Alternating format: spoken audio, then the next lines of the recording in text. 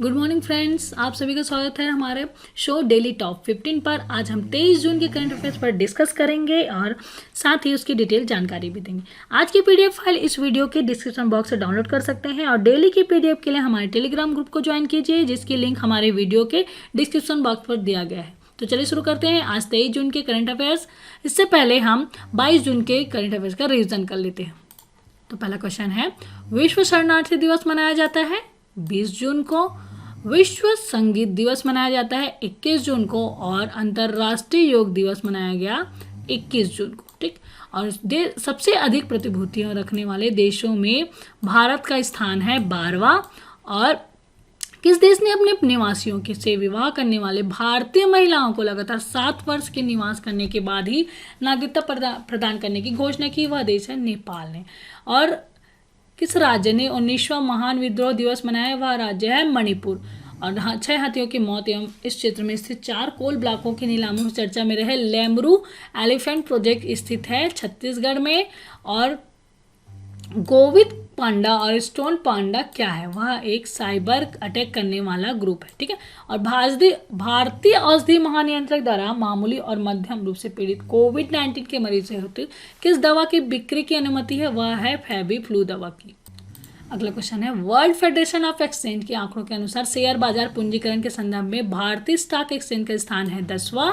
और राष्ट्रीय हरित अधिकरण द्वारा प्रदूषण के संदर्भ में जुर्माना लगाने से चर्चा में रहे किथिनगल्ली झील कहाँ स्थित है? बेंगलुरु कर्नाटक में स्थित है।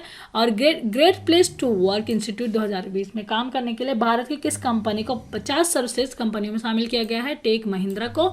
और अमेरिकी सैन्य सेवा में शीर्ष एनालिस्टिक लीडर चुनी जाने वाली पहली महिला बन गई है जोएन एस बास।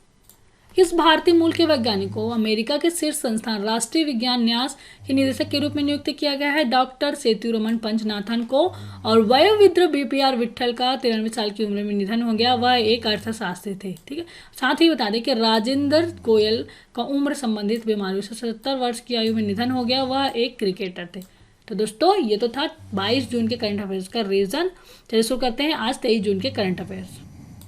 पहला क्वेश्चन है, किसने देश के पहले वर्चुअल स्वास्थ्य देखभाल और स्वच्छता एक्सपो 2020 का उद्घाटन किया? इसका आंसर है सी। आंसर सही है हमारा, मनसुख एल मंडाविया ने। केंद्रीय रसायन और उर्वरक राज्य मंत्री मनसुख मंडाविया ने देश के सबसे बड़े पहले वर्चुअल स्वास्थ्य देखभाल और स्वच्छता एक्सपो 2020 का उद्घाटन किया। और इससे औषधि स्वास्थ्य और स्वच्छता के क्षेत्र में घरेलू उत्पादन को बढ़ावा मिलेगा। साथ ही बता दें कि मनसुख एल मंडाविया जी शिपिंग रसायन और उर्वरक मंत्री है, जो कि राज्यसभा सांसद है गुजरात से। इतना याद रखिएगा। हाल ही में 150 अरब डॉलर का बाजार पूंजीकरण हासिल करने वाले प्रथम भारतीय कौन बन गए हैं? इसका आंसर है डी। आंसर सही है, रिलायंस इंडस्ट्री लिमिटेड।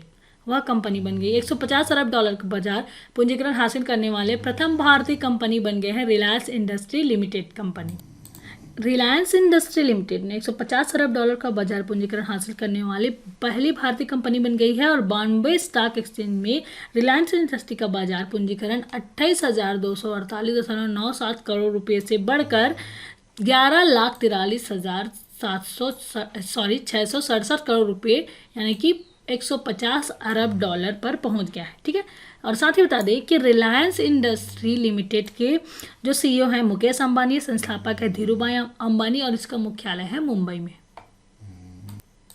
अगला क्वेश्चन है हमारा, हाल ही में दक्षिण एशिया में आर्थिक कूटनीतिक संबंधों के चलते चीन द्वारा किस देश में से चीन में निर्यात होने वाले सामान पर 97% टैरिफ छूट देने की घोषणा की है? वह देश है, आंसर है डी। आंसर सही है, बांग्लादेश। बांग्लादेश के विदेश मंत्रालय द्वारा इस बात की जानकारी दी गई है कि मत्स्य और चमड़े के उत्पाद के कवर करने वाली 97% वस्तुओं को चीनी टैरिफ से छूट दी जाएगी। और चीन का यह कदम ढाका बीजिंग संबंधों के लिए महत्वपूर्ण साबित हो सकता है। ठीक है। और साथ ही बता दें कि बांग्लादेश की राजधानी है ढाका, मुद्रा है बांग्लादेशी टाका, प्रधानमंत्री है शेख हसीना, राष्ट्रपति है अब्दुल हामिद। अगला क्वेश्चन है, किस राज्य के सहारनपुर में 50 लाख साल पुराना स्टेगोडॉन प्रजाति का हाथी का जीवाश्म मिला है? इसका आंसर है सी। आंसर सही है, उत्तर प्रदेश। उत्तर प्रदेश के सहारनपुर में 50 लाख साल पुराना स्टेगोडॉन प्रजाति का हाथी का जीवाश्म मिला है। और शिवालिक वन विभाग के सहारनपुर वन क्षेत्र में सर्वेक्षण के दौरान यहाँ सफलता प्राप्त हुई। ठीक है, और ये जो प्रजाति है अब विलुप्त हो चुकी है और ये कहाँ मिला है? उत्तर प्रदेश में। और साथ ही बता दें उत्तर प्रदेश राज्य सरकार ने हाल ही में आयुष कवच कोविड ऐप लॉन्च किया और वहाँ के गोरखपुर के टेराकोटा उत्पाद को जीआई टैग दिया गया है। और प्रवासी राहत मित्र ऐप लॉन्च किया गया है जिसके तहत प्रवासी श्रमिकों को उनकी नौकरी आजीविका के लिए और स्वास्थ्य देखभाल के लिए सरकारी योजनाओं को जानकारी के लिए प्रवासी राहत मित्र ऐप लॉन्च किया गया। ठीक है, और उद्यमिता के लिए राज्य के युवाओं को प्रोत्साहित करने के लिए स्टार्टअप फंड की शुरुआत की गई और कोविड-19 नमूनों का पूल टेस्टिंग करने वाला पहला राज्य बना उत्तर प्रदेश। ठीक है, और उत्तर प्रदेश राज्य सरकार के द्वारा 800 किलोमीटर का हर्बल सड़क बनाया जाएगा और मनरेगा के तहत श्रमिकों को रोजगार देने वाला देश का शीर्ष राज्य बन गया है उत्तर प्रदेश। ठीक है दोस्तों, इतना याद रखिएगा। और इसके साथ ही बता दें उत्तर प्रदेश की स्थापना हुई थी 24 जनवरी 1950 में। राजधानी है लखनऊ। राज्यपाल है आनंदीबेन पटेल। मुख्यमंत्री है योगी आदित्यनाथ। चीफ जस्टिस हैं गोविंद माथुर जी। ठीक है, इतना याद रखिएगा उत्तर प्रदेश के बारे में। और हाल ही में उत्तर प्रदेश में सहारनपुर में 50 लाख साल पुराना स्टेगोडॉन प्रजाति का हाथी का जीवाश्म मिला है। ठीक है, अगला क्वेश्चन हमारा, किस भारतीय ने फोर्ब्स की दुनिया में शीर्ष 10 सबसे अमीर लोगों की सूची में प्रवेश किया है? इसका आंसर है सी, आंसर सही है, मुकेश अंबानी ने। रिलायंस इंडस्ट्री लिमिटेड के चेयरमैन एवं मैनेजिंग डायरेक्टर मुकेश अंबानी 10 जो दुनिया के शीर्ष 10 सबसे अमीर लोगों की सूची है उनमें शामिल हो गए हैं। और फोर्ब्स के अरबपतियों की रियल टाइम लिस्ट में मुकेश अंबानी 9वें स्थान पर है। और साथ ही ब्लूमबर्ग बिलियनियर इंडेक्स में भी वे 9वें स्थान पर है। और साथ ही बता दें कि जो लिस्ट है फोर्ब्स की लिस्ट है उसमें सबसे पहले स्थान पर है जेफ बेजोस, दूसरे स्थान पर है बिल गेट्स, तीसरे स्थान पर मार्क जकरबर्ग, चौथे स्थान पर बर्नार्ड अर्नॉल्ट और वॉरेन बफेट है 5वें स्थान पर। स्टीव वॉमर है 6वें स्थान पर, लैरी पेज है 7वें स्थान पर, सर्गेई ब्रिन है 8वें स्थान पर और 9वें स्थान पर है मुकेश अंबानी और 10वें स्थान पर है फ्रेंकोइस बेटनकोर्ट मेयर। ठीक है, तो दोस्तों इतना याद रखिएगा। अगला क्वेश्चन है, हाल ही में कौन फिल्म मार्केट 2020 में वर्चुअल इंडिया पवेलियन का उद्घाटन किसने किया? इसका आंसर है बी, आंसर सही है, प्रकाश जावड़ेकर जी ने। केंद्रीय सूचना और प्रसारण मंत्री श्री प्रकाश जावड़ेकर जी ने कौन फिल्म मार्केट 2020 में वर्चुअल पवेलियन का उद्घाटन किया? और इस पवेलियन के समस्त भाषाई, सांस्कृतिक और क्षेत्रीय नजरिए से भारतीय सिनेमा को उत्कृष्ट एवं विस्तृत झलक दिखाई जा रही।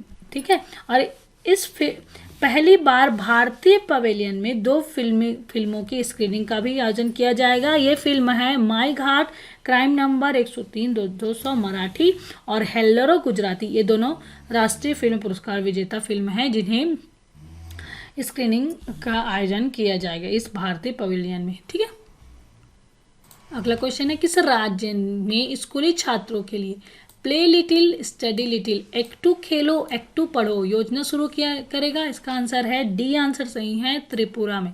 ठीक है, त्रिपुरा सरकार ने 25 जून 2020 से एक्टो खेलो एक्टो पढ़ो नाम की एक योजना शुरू करने का निर्णय लिया है जिसका अर्थ है प्ले लिटिल स्टडी लिटिल। ठीक है, इस योजना के तहत छात्रों को सीखने की गतिविधियों परियोजनाओं के साथ साथ व्हाट्सएप के माध्यम से मजेदार और गेमिंग गतिविधियों पर ऑडियो और वीडियो सामग्री प्राप्त होगी।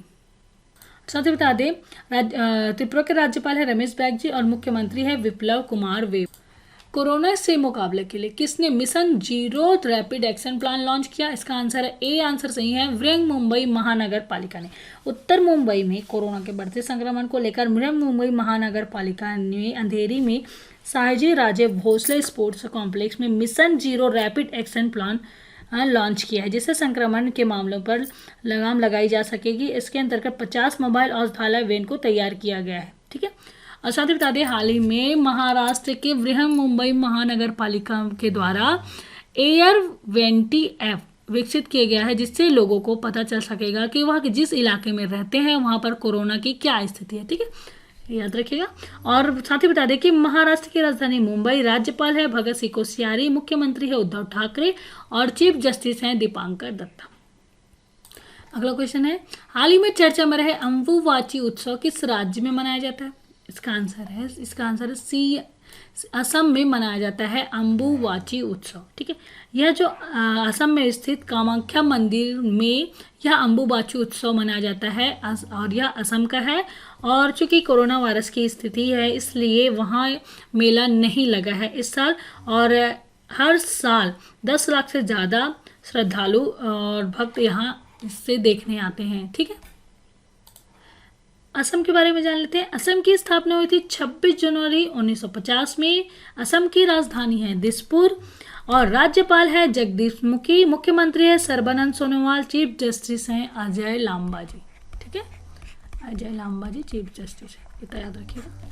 और अम्बुबाची उत्सव मनाया जाता है असम में। ठीक है, कामाख्या देवी का मंदिर है, वहाँ पर यह उत्सव मनाया जाता है।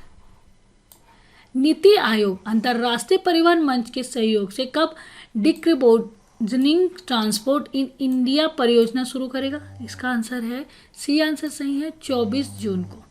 अंतर्राष्ट्रीय परिवहन मंच के साथ मिलकर नीति आयोग 24 जून 2020 को भारत में कार्बन मुक्त परिवहन सेवा परियोजना शुरू करेगा, जिसका उद्देश्य भारत के लिए कम कार्बन उत्सर्जन वाली परिवहन प्रणाली का मार्ग प्रशस्त करना है।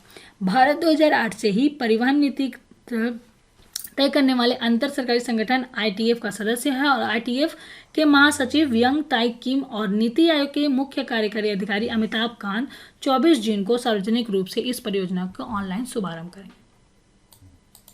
अगला क्वेश्चन है, credit rating agency Moody's investor service ने भारतीय अर्थव्यवस्था 2020 में आकार कितने प्रतिशत की गिरावट आने का अनुमान व्यक्त किया है? इसका आंसर है बी। आंसर सही है 3.1% गिरावट का अनुमान लगाया है Moody's credit rating agency Moody's investor ने। ठीक है, और इसके साथ ही इससे पहले मूडीज ने अप्रैल में भारत की GDP में 2020 में 0.2% की वृद्धि का अनुमान व्यक्त किया था।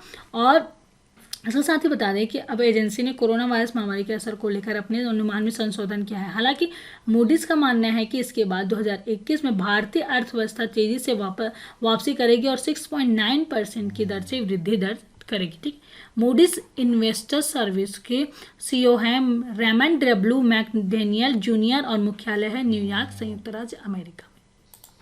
भारत और किस देश की सरकार ने भारत में कोरोना संकट से निपटने और कमजोर वर्ग के लोगों की सहायता और स्वास्थ्य सेवाओं को बढ़ाने हेतु 200 लाख यूरो का करार किया है? इसका आंसर है डी। आंसर सही है फ्रांस के साथ। भारत और फ्रांस की सरकार ने भारत में कोरोना संकट से निपटने और कमजोर वर्ग के लोगों की सहायता और स्वास्थ्य सेवाओं को बढ़ाने हेतु 200 लाख यूरो का करार किया है। और फ्रांस इस ऋण के माध्यम से भारत के साथ कोविड-19 संक्रमण के मद्देनजर देश और केंद्र सरकार की क्षमताओं को बढ़ाने और देश की सबसे कमजोर लोगों की सहायता करने का काम करेगी। ठीक है, इसके लिए विश्व बैंक द्वारा भारतीय अधिकारियों के सहयोग से कार्य योजना बनाई गई है, जिसका लक्ष्य भारत सरकार के मौजूदा सामाजिक सुरक्षा उपायों को और अनुकूल बनाना है। ठीक है, साथ ही बता दें प्रधानमंत्री हैं फ्रांस के प्रधानमंत्री हैं एडोउड फिलिप, राष्ट्रपति हैं इमानुएल मैक्रोन, राजधानी है पेरिस और जो करेंसी है यूरो। अगला क्वेश्चन है, IFTAS भारतीय रिजर्व बैंक की पूर्ण स्वामित्व वाली सहायक कंपनी ने किसे चेयरमैन के पद पर नियुक्त किया?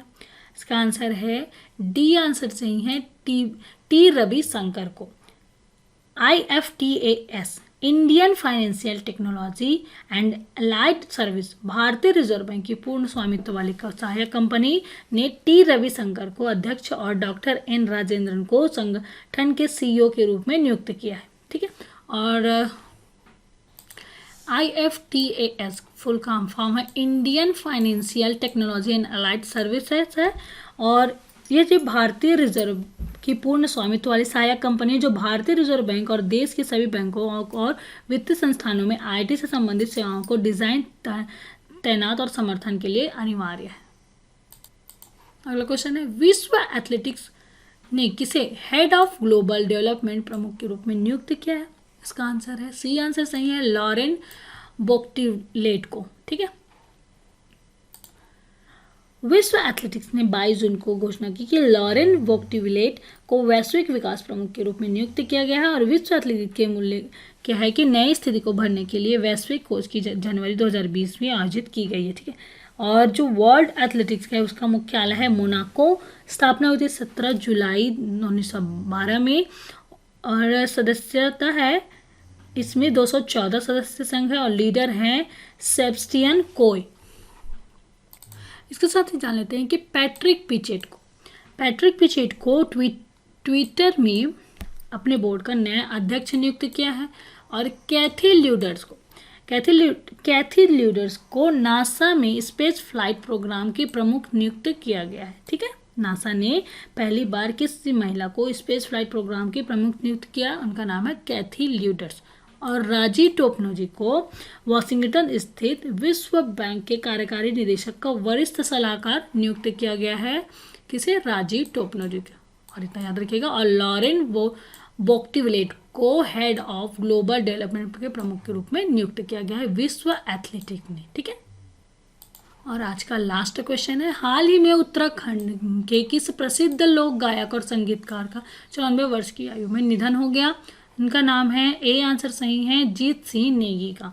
उत्तराखंड के मुख्यमंत्री त्रिवेंद्र सिंह रावत ने लोक गायक और गीतकार जीत सिंह नेगी के निधन की शोक व्यक्त किया और HMV ने साल 1947 में उनके गीतों को उन्हीं की आवाज़ में रिकॉर्ड किया था और जीत सिंह नेगी यह लोकप्रियता हासिल करने वाले पहले गढ़वाली लोक गायक थे और लोक गायक जीत सिंह नेगी को गोपाल बाबू गोस्वामी लीजेंडर सिंगर से सम्मानित किया गया।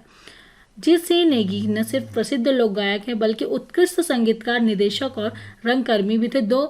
दो हिंदी फिल्मों में उन्होंने बतौर सहायक निर्देशक भी काम किया था। ठीक है, और उत्तराखंड के जीत सिंह नेगी प्रसिद्ध लोक गायक और संगीतकार का हाल ही में 94 वर्ष की आयु में निधन हो गया। तो दोस्तों ये तो था 23 जून के डेली टॉप 15 क्वेश्चन जिसके बारे में हमने डिस्कस किया। आज का वीडियो कैसा लगा प्लीज़ हमें कमेंट करके बताइए। अच्छा लगे तो लाइक कीजिए और अपने दोस्तों को ज़्यादा से ज़्यादा शेयर कीजिए। अभी तक आपने हमारे चैनल को सब्सक्राइब नहीं किया है तो प्लीज़ सब्सक्राइब कीजिए और डेली नोटिफिकेशन के लिए हम बेल आइकॉन को प्रेस कीजिए। तो दोस्तों कल फिर मिलते हैं एक नए वीडियो के साथ, तब तक के लिए good day, bye, thank you.